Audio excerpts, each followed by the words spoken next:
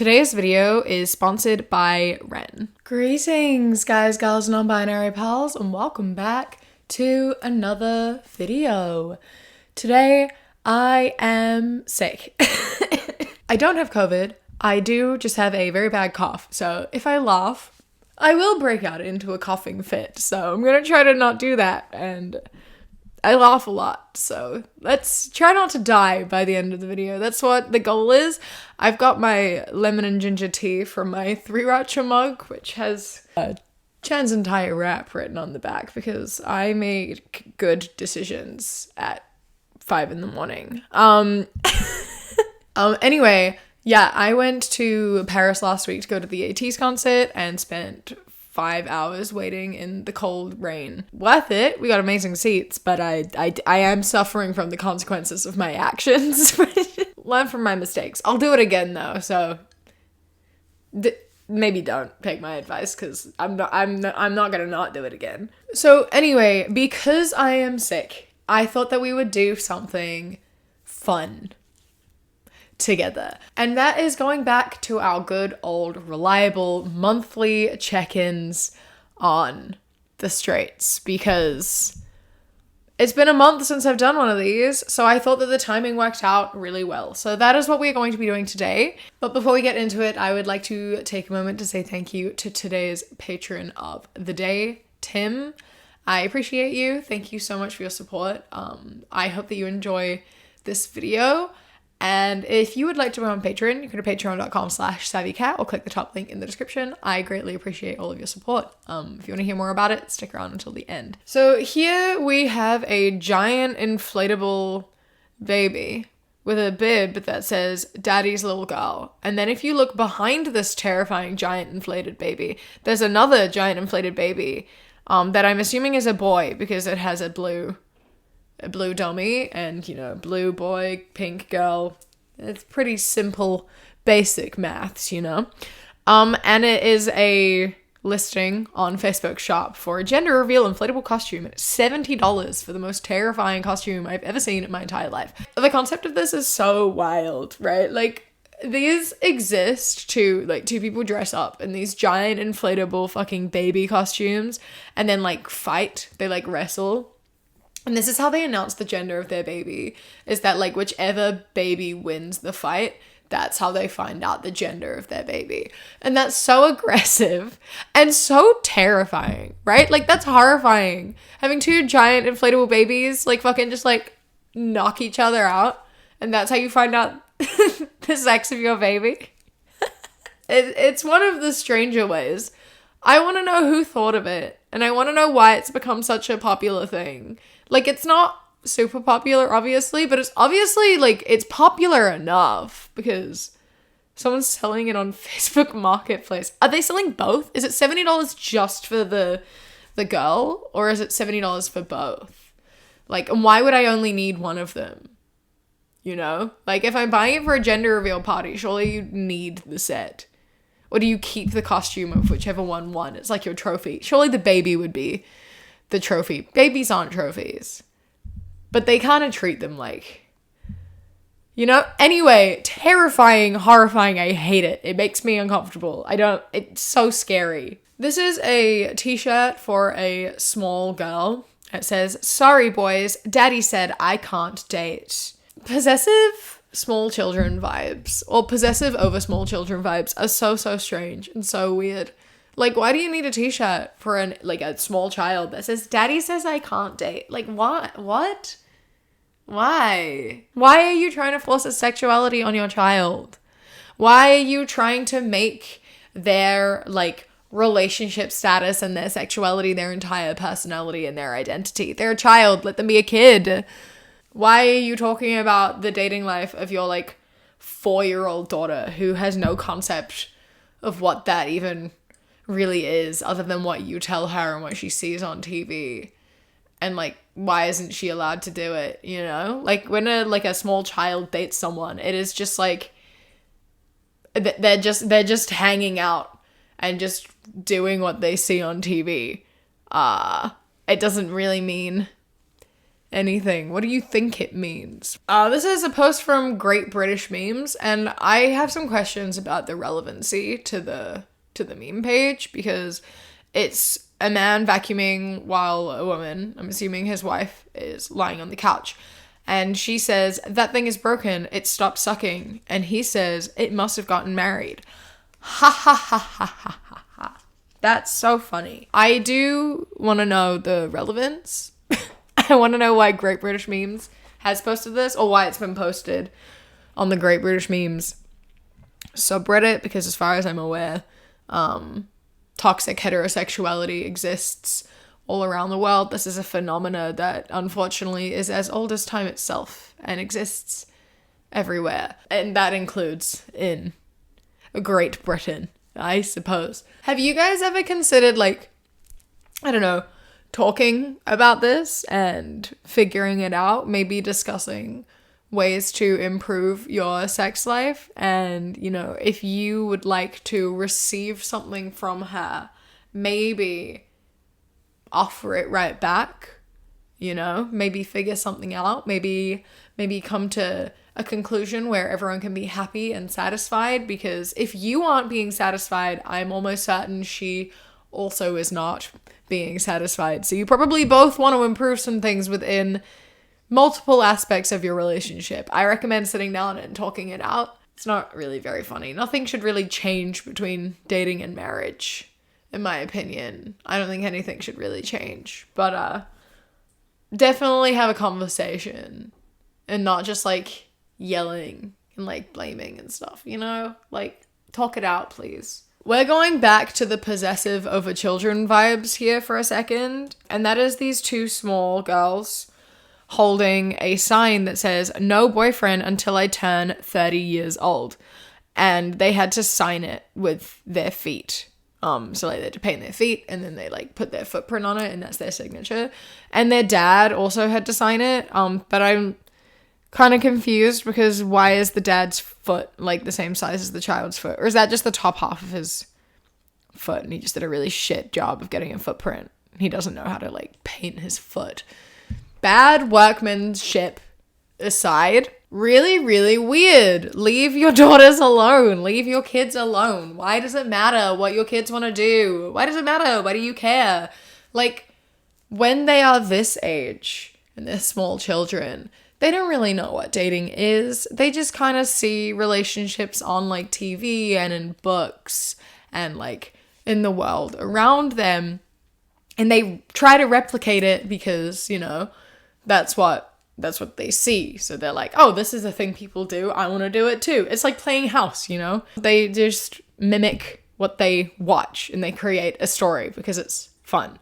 And so like they have friends, they have boyfriends, they have girlfriends, whatever. They just do what they see because it's fun, and that's what you do.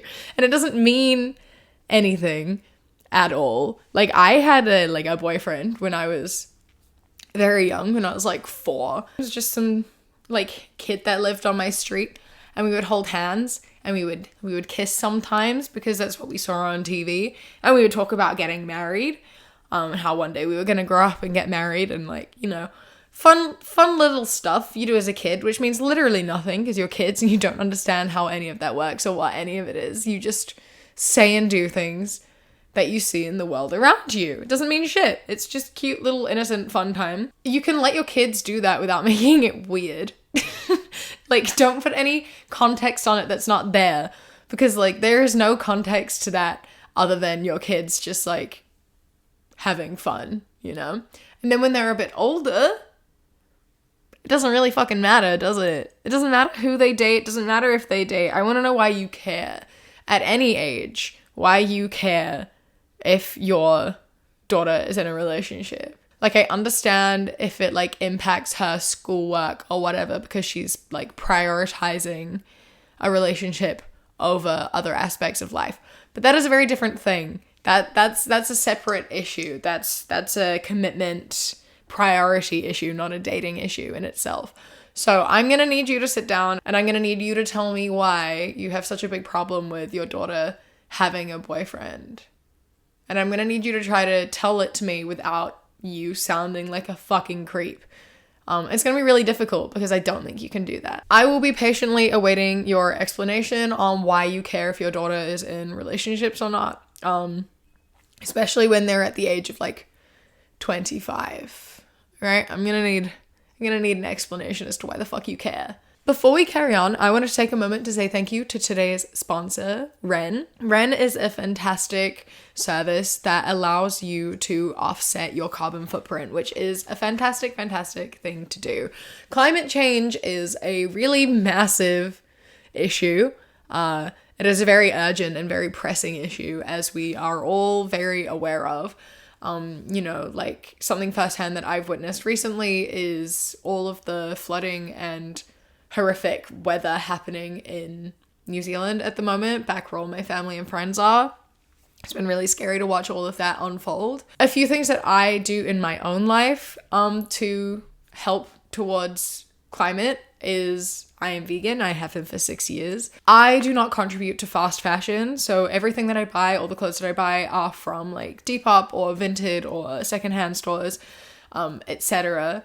Or from like small businesses and other places where I am able to not contribute towards fast fashion, which I realize isn't accessible for everyone. I am privileged to be in a position where I am able to do that where I can. I know that we all have different limitations due to time restrictions and financial restrictions, and that is why Ren is such a cool thing. Basically, Ren is a website where you can like put in all of your information and answer a survey, and it will give you a calculation for what your carbon footprint is, and it'll give you ways to offset it. So basically, you get an option for a monthly donation where your money will go into a project that is offsetting your carbon footprint. And one of my favorite projects that they fund is like clean cookers for refugees. So basically, with your money that you donate, they use it to provide clean cooking fuel for these refugees so that when they are cooking, it is burning so that it is not putting a ton of carbon out into the air, which is not only really bad for the environment, but it is also very bad for them and their lungs. So it helps environmentally as well as helps keep them safe as well. And so every month when you make a donation, you will get an email saying exactly where your money is going and what you are helping to fund. There are a whole bunch of different projects that are really, really cool. It's just something that is nice and easy to do when you don't have the means to be able to do much else. You know, we live very full, very busy lives, and we don't all have a lot of expendable time or, you know, the availability and option to change our lifestyles very much because of, you know, the way that we live. And although, yes, I am very aware that climate change and the climate crisis falls very, very, very heavily on the shoulders of the top 1% and corporations, I am a believer that, you know, we all should do something. We all should do what we can. And this is just one way to do something. So if you are interested in offsetting your carbon footprint with a monthly donation, then you can go to the link in my description. And the first 100 people to use my link will get their first month of subscription covered by Ren for free. So click the link quickly. Thank you, Ren, for sponsoring today's video. And yeah, let's all do our part. It's because it's all we can do. Moving into the next one. So this is a photo at a baby shower of 3 people, and this man is wearing a shirt that says, "I'm just here for the sex," with a sign that says Team Blue, and he's holding like a cutout of a penis in front of his crotch, which is so cool. That's not weird and uncomfortable at all. I don't think we should be wearing t-shirts that say "I'm just here for the sex" when you're going to a baby shower. Like, I think that's really weird. Like, I understand what you're trying to do, but it's weird. You realize how weird that is, right? Like, I feel like we shouldn't be mixing that word up and like being like lol double meaning when you're at a place talking about a baby. I just think it's not very appropriate, and I think it's really, really odd. It's just not really the time or place to be thinking about sex is at a place that's entirely themed around a baby. I don't like the vibe I think that we should keep sex and babies separate. Like, I know you need sex to have a baby, but I don't think we need to talk about the sex in relation to the baby. Keep them separate. It's weird to, like, all those, like, posts and stuff, you see people talking about babies being like, I know that, you know, pregnant women, you're just announcing that you've been nutted in. It's like, that's so gross and so weird. It's so gross and so weird. Like, yes, babies are a result of sex, but that's not all they are. My wife ran away with my best friend. Never met the guy, but now I consider him my best friend. Win-win scenario. No give-backs. Can he take mine too? Do you guys know that you don't have to be married? Did you know that you don't have to stay with your wife? You can just, like, get a divorce or, like, leave. They don't have to run away with anyone. You can just break up. That is a possibility. You are allowed to do that. All these men love to talk about how they don't like their wives and they wish their wives would leave, but then they don't ever do shit about it because they don't actually want their wives to leave. They just like complaining. Have you ever considered that maybe being happy would be better than being miserable? This is a sign that was in a dog groomer's, and it says, why some men have dogs and not wives. The later you are, the more excited your dogs are to see you. Dogs don't notice if you call them by another dog's name. Dogs like if you leave a lot of things on the floor. A dog's parents never visit. Dogs agree that you have to raise your voice to get your point across. You never have to wait for a dog. They're ready to go 24 hours a day. Dogs find you amusing when you're drunk. Dogs like to go hunting and fishing. A dog will not wake you up at night to ask, if I died, would you get another dog? If a dog has babies, you can put it in the ad in the paper and give them away. If a dog smells another dog on you, they don't get mad, they just think it's interesting. Dogs like to ride in the back of a pickup truck. If a dog leaves, it won't take half of your stuff. My dear God, I don't think you should have a wife or a dog, I think. It's terrifying that this is up in a dog groomer's because the person who put this here and thinks this is funny should not have a dog because you don't know shit about dogs. I'm not someone who's had dogs my whole life. I had my dog he just turned 5 recently, and I only had him for 2 years before I left New Zealand. And none of this applies, you know? I promise you, dogs are not ready to go just whenever. You can't just be like, all right, we're going. Dogs don't want to do that. They have their own body clocks too. Sometimes they don't want to go outside. Sometimes they're fucking tired. Sometimes they just want to chill out. Biscuit would have his days where, like, if he came back from daycare or whatever, he needs to sleep. If you try to approach him while he's fucking tired, he's gonna growl at you. He doesn't want to go anywhere. Sometimes he's out and he's like, all right, I'm done. I want to go home now. I want to go to bed. They have their own thoughts and emotions and ideas and wishes too. All right? You can't just expect a dog to do whatever, whenever, because they don't always want to do that. And also, they do know when you call them by their wrong name. A dog won't respond to a name that's not theirs. So like, they're not going to yell at you for calling you the wrong name, sure, but they're not going to listen to you either. Because it's not their name. They know what their name is. You teach them their name.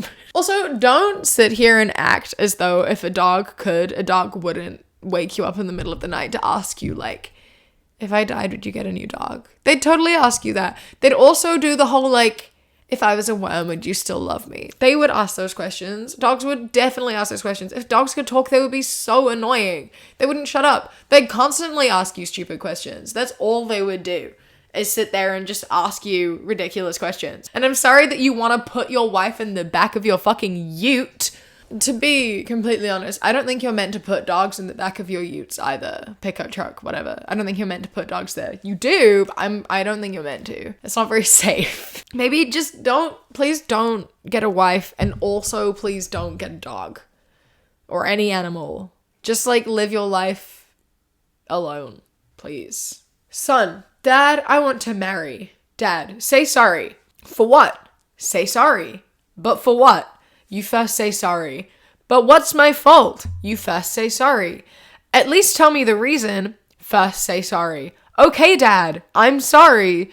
Now you are ready for marriage, my son. Your training is complete. You've learned to say sorry without any reason. Ah ha ha ha ha ha ha ha.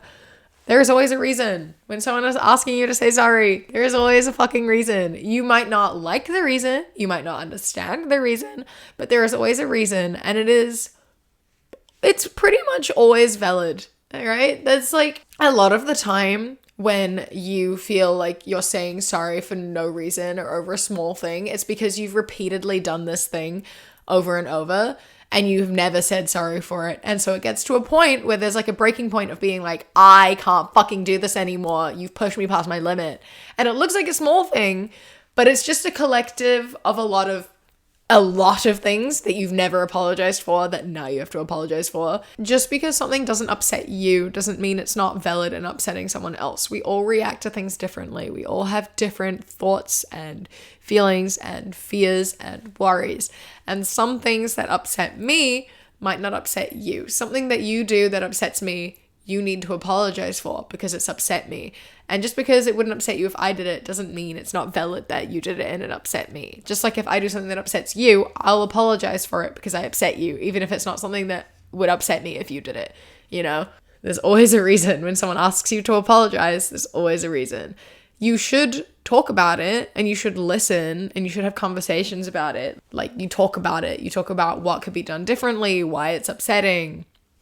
Communication. It's very important. It's all you really need. You just need to talk about shit. Please just talk about stuff. This is a comic of 3 men at a bar. The guy next to you always looks in his pocket before he orders a shot. Interesting. A minute later. Do you want another shot? And then he looks in his pocket. Sure, another whiskey, please. A few minutes later. It looks like I'll take another shot of whiskey. I'm curious. Why do you look into your pocket before ordering each shot? I have a picture of my wife in there, and when she starts to look good, I go home. Get a divorce. Please, just get a divorce. Do something, anything. Alcoholism isn't the answer, and alcoholism also isn't very funny either. You shouldn't have to drink to love your wife. You shouldn't have to drink to think your wife is pretty. You shouldn't have to drink. Period. Really.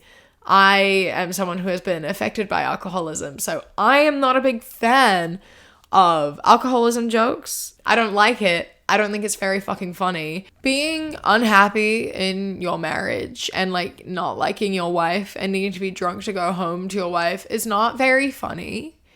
It's not very funny. It's not fair to your wife. If you have kids and you're talking about how you need to be drunk to go home to see your wife, then like fuck you from the deepest part of my heart, you know? I, again, am someone I have an alcoholic father. It's not a good time. It's not fun. I promise you that your kids don't find it very fucking funny. Your wife doesn't find it funny. And I know that you don't give a shit about your wife and what she thinks. But if you have kids, they don't find it fucking funny. And you absolutely should be prioritizing them above whatever fucking ridiculous bullshit you have going on in your marriage. If you don't want to be married, don't be married. You know, that goes for whether you have kids or not. It doesn't matter. But just like, alcoholism's it's not funny. It's just not funny. Here we have the last one, and it goes back, it thematically works back with the first post that we did. Moms hold a magical mini wedding photo shoot for their kids who love hanging out together. And it's a photo shoot of these 2 small children, like, getting married.